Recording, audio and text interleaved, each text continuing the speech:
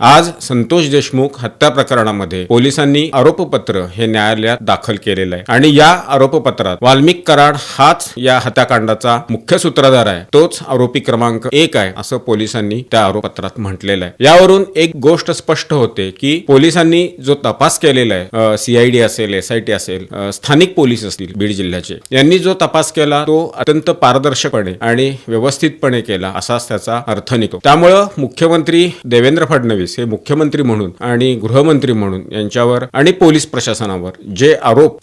दिवसागणिक होत होते, करण्यात येत होते की याचा तपास व्यवस्थित होणार नाही, या प्रकरणाचा पोलीस यातल्या आरोपींना वाचवण्याचा प्रयत्न करणार वगैरे, तर तसं अजिबात झालेलं नाही। देवेंद्र फडणवीस यांनी याबद्दलच्या सक्त सूचना या पोलीस अधिकाऱ्यांना दिलेल्या होत्या आणि ते तसं वारंवार सांगतही होते माध्यमांमध्ये, आणि त्यानुसार उपलब्ध असलेले पुरावे आणि अटकेत असलेले जे आरोपी आहेत त्यांच्या चौकशीमध्ये ही सगळी बाब उघड झाली आणि संतोष देशमुख यांच्या हत्या प्रकरणात अखेर आरोपपत्र दाखल करून वाल्मिक कराड याला क्रमांक 1 चा आरोपी बनवण्यात आलेला आहे।